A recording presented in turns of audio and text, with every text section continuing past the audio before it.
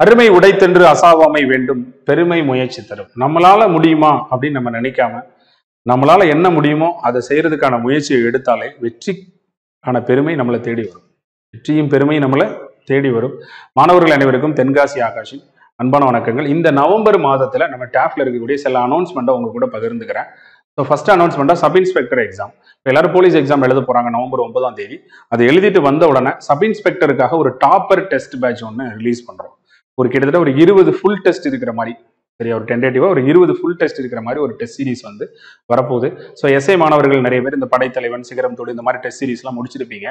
உங்களுக்கு இந்த police exam கூட ஒரு சிலர் எழுத போவீங்க. அதுக்கு அடுத்து நீங்க எப்படி எழுதி எஸ்ஐ எக்ஸாம் சக்ஸஸ் பண்ணணுங்கிறதுக்காக டாப்பர் டெஸ்ட் எல்லா ஸ்டாண்டர்ட்லையும், டஃபா, மீடியமா, ஈஸியா எல்லா ஸ்டாண்டர்ட்லையும் ஒரு 20லேருந்து 25 ஃபுல் டெஸ்ட் கொடுக்க போறோம். ஸோ இந்த டெஸ்ட் சீரிஸ் வந்து அனௌன்ஸ்மெண்ட் பண்ண போறோம். ஸோ அடுத்ததான் வந்து பார்த்தீங்கன்னா பிஇஓ இல்லையா. So education officer, block education ஆஃபீஸருக்கான டெஸ்ட் சீரிஸ் நிறைய பேர் கேட்டிருக்காங்க. ஸோ அவங்களுக்கான டெஸ்ட் சீரிஸும் நம்ம எப்போ அனௌன்ஸ் பண்ண போறோம்னா, ஸோ வரக்கூடிய நவம்பர் லாஸ்ட் வீக்ல அனௌன்ஸ் பண்ணி டிசம்பர் ஃபர்ஸ்ட் வீக்ல வந்து ஸ்டார்ட் ஆக போகுது. தென் வந்து பார்த்தீங்கன்னா டெட் எக்ஸாம் வந்து இனிமேல் வருஷத்துக்கு 3 தடவை நடக்க போகுதுன்னு சொல்லிட்டாங்க. அதாவது நெக்ஸ்ட் இயர்ல கவர்மெண்ட் எம்ப்ளாயிஸ் எல்லாம் நிறைய பேர் டீச்சரா இருக்கிறவங்க தகுதி தேர்வு எழுத சொல்லிட்டதால 3 வருஷம் நடக்கும், 3 தடவை நடந்துரும் அடுத்த வருஷம்னு சொல்லியிருக்காங்க. அதனால டெட்டுக்கான டெஸ்ட் சீரிஸும் இந்த 15ஆம் தேதி டெட் ஸ்டூடெண்ட்ஸ் எல்லாரும் எக்ஸாம் எழுதிட்டு வந்ததுக்கு பிறகு நீங்க எந்த அளவுக்கு டெஸ்ட் எழுதிருப்பீங்கன்னு உங்களுக்கு தெரியும். இனிமேல் அதை வந்து ஒரு சிலர் வந்து சரியா பண்ண முடியாத ஒரு சூழ்நிலையில இருந்தாங்கன்னா, எனக்கு தகுதி தேர்வு தானே, அப்போ பண்ண முடியாத சூழ்நிலையில இருந்தாங்க, இந்த டைம் சரியா ப்ரிப்பேர் பண்ண முடியலன்னா அவங்களுக்காக ஒரு டெஸ்ட் சீரிஸ் வந்து டெட் பேப்பர் 1 பேப்பர் 2க்காக இந்த மந்த் நம்ம அனௌன்ஸ் பண்றோம். அப்புறம் டிஎன்பிசி குரூப் 1க்கான பிசிஎம் பேட்ச் ப்ரிலிம்ஸோட சேர்த்து மெயின்ஸும் படிக்கிற மாதிரி, ப்ரிலிம்ஸ் படிக்கும் போதே அந்த ப்ரிலிம்ஸ்ல இருக்கிற அதே போர்ஷன்ல மெயின்ஸ்ல என்ன இருக்கோ அதை நம்ம ஆன்சர் ரைட்டிங் ப்ராக்டிஸ் பண்ற மாதிரி, ப்ரிலிம்ஸ் படிக்கும் போது ஒரு 50% ஆஃப் மெயின்ஸோட போர்ஷனை வந்து டீட்டெயில்டா படிச்சுக்கிறதுக்கு ஒரு டெஸ்ட் சீரிஸ் வந்து ஸோ வந்து நம்ம நவம்பர் மாதம் 3ஆம் தேதி நம்ம ரிலீஸ் பண்ணியிருக்கோம். ஸோ ஃபர்ஸ்ட் டெஸ்ட் 17ஆம் தேதி ஆரம்பிக்குது. அது இந்த மாசத்துக்கான அனௌன்ஸ்மெண்ட். அடுத்து டிஎன்பிசி குரூப் 4 குரூப் 2க்கு டெஸ்ட் சீரிஸ் கேட்குறாங்க. English medium test batch test series கேட்குறாங்க. ஸோ அவங்களுக்கு வரக்கூடிய நவம்பர் 9ஆம் தேதி டெஸ்ட் சீரிஸ் ரிலீஸ் பண்ணி 19ஆம் தேதி அதோட ஃபர்ஸ்ட் டெஸ்ட். ஏற்கனவே நம்ம டிஎன்பிசியோட ஆனுவல் பிளானருக்காக வெயிட் பண்ணிட்டு இருக்கோம். அப்போ இந்த 19ஆம் தேதியில இருந்து இப்போ சப்போஸ் டிசம்பர் ஃபர்ஸ்ட் செகண்ட் வீக்ல ஆனுவல் பிளானர் வருதுன்னு வச்சுக்கோங்க. இதுக்கு இடைப்பட்ட இந்த ஒரு 20 நாள்ல அவங்களுக்கு வந்து இந்த சூட் test, syllabus understanding information test, previous year question எப்படி படிக்கணும், ஸோ இந்த மாதிரி சில வார்ம் அப் டெஸ்ட் மாதிரி வச்சு அவங்களை கூட்டிட்டு போயிட்டு அப்படியே கரெக்டாக நோட்டிஃபிகேஷன் வர டேட்ல அவங்க ஃபயரா படிக்கிற மாதிரி ஒரு குரூப் 4 குரூப் 2க்கான ஒரு டெஸ்ட் ஷெடியூல் வந்து இந்த மந்த் வந்து ரிலீஸ் ஆகுது. ஸோ ஏற்கனவே பொதிகை தண்டல், பொதிகை சாரலும் போயிட்டு இருக்கு. ஸோ அதோட அட்மிஷன் க்ளோஸ் பண்ணிட்டு இந்த டெஸ்ட் சீரிஸ் வந்து குரூப் 4 குரூப் 2க்காக அனௌன்ஸ் பண்றோம்.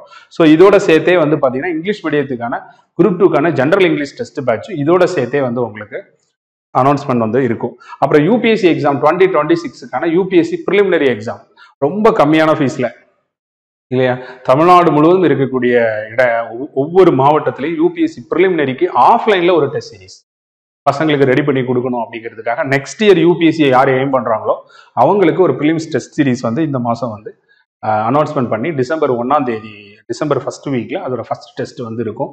நிச்சயமா நீங்க இது வரைக்கும் எதிர்பார்க்காத அளவுல ஒரு குரூப் 1 ப்ரிலிமினரிக்கு ஒரு டெஸ்ட் சீரிஸ் வித் எக்ஸ்பிளனேஷனோட ரொம்ப பிரமாதமான ஒரு டெஸ்ட் ஷெடியூல்ல ரொம்ப கம்மியான ஃபீஸ்ல அது எதுக்காகனா உண்மையிலே இன்ட்ரெஸ்டா இருக்காங்களான்னு தெரிஞ்சுக்கிறதுக்காக மட்டும்தான். ஸோ அப்படி ஒரு டெஸ்ட் சீரிஸ் வந்து நம்ம எதுக்கு ரெடி பண்றோம், யூபிஎஸ்சிக்கு ரெடி பண்றோம். ஆல்ரெடி நம்ம வந்து ஆர்ஆர்பி என்டிபிசிக்கும் ஒரு டெஸ்ட் ஷெடியூல் வந்து நம்ம ரிலீஸ் பண்ணியிருக்கோம். ஸோ கரண்ட்ல ஒரு சில டெஸ்ட் சீரிஸ் இருந்தாலும் இந்த நவம்பர் மந்த் நீங்க என்னென்ன டெஸ்ட் சீரிஸ் அனௌன்ஸ் பண்ண போறீங்கன்னு உங்களுக்கு தெரிஞ்சதுன்னா நீங்க ப்ரீ பிளான் பண்ணிப்பீங்க. ஸோ டாப்ல இதை போடுறாங்களா போடலையா, எப்போ வரும் வராதோ அப்படின்னு நீங்க யோசிச்சுட்டு இருப்பீங்க. ஸோ உங்களுக்காக இந்த நவம்பர் மாசத்துல எந்த மாதிரியான டெஸ்ட் சீரிஸ்லாம் டாப்ல வந்து அனௌன்ஸ்மெண்ட் பண்ண போறாங்க அப்படின்னு டென்டேட்டிவா உங்களுக்கு கொஞ்சம் முன்கூட்டியே சொல்லிட்டேன். இது போக வேற ஏதாவது டெஸ்ட் சீரிஸ் நீங்க கேட்டாலும் தாராளமா நீங்க உங்களுடைய கருத்துக்களை வந்து பதிவு செய்யுங்க. அந்த டெஸ்ட் சீரிஸும் உங்களுக்காக பண்ணி கொடுக்க வேண்டியது எங்களுடைய கடமை. எங்களை பொறுத்தவரை எப்படின்னா ஸ்டூடெண்ட்ஸ் வந்து என்கேஜா வச்சிருக்கணும், அவ்வளவுதான். அவங்களோட கன்சிஸ்டன்சி வந்து மிஸ் ஆயிடக்கூடாது. அந்த கன்சிஸ்டன்சி நான் சொல்லல, அருமை உடைத்தென்று அசாவாமைன்னு சொல்றேன் பாருங்க, அந்த அசாவாமை தான் கன்சிஸ்டன்சி. தெய்வத்தான் ஆகாதெனினும் முயற்சி மெய்வருத்த கூலிங்கிறாங்க பாருங்க, அந்த மெய்வருத்த கூலி தான் கன்சிஸ்டன்சி.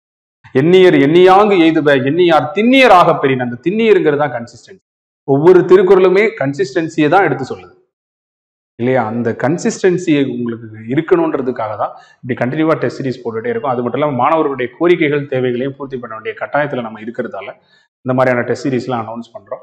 ஸோ இதை நீங்க சரியான முறையில் பயன்படுத்திக்கிட்டு தெரிந்த இனத்தோடு தேர்ந்தெண்ணி செய்வாருக்கு அரும்பொருள் யாதொன்றும் இல்லை. ஒரு சரியான பாதையில நம்ம போனோம் அப்படின்னா இல்லையா. இப்போ இன்னைக்கு பாத்தீங்கன்னா டிஎன்பிசி குரூப் 4 ரிசல்ட் பாத்தீங்கன்னா கிட்டத்தட்ட 4600 போஸ்டிங், 3ல் 1 பங்கு ஸ்டூடெண்ட்ஸ் டாப் ஸ்டூடெண்ட்ஸ் தான். இவ்வளோ டஃப்பான கொஸ்டினை கூட சேலஞ்ச் பண்ணி டேப் ஸ்டூடெண்ட் சக்ஸஸ் பண்ணதுக்கு காரணமே என்ன அப்படின்னா, எல்லாருக்குமே கொஸ்டின் டஃப் தான், நமக்கும் டஃப் தான். எல்லாரும் எடுத்த சோர்ஸ்ல இருந்தும் பெருசா வரல, நமக்கும் சோர்ஸ்ல பெருசா வரல.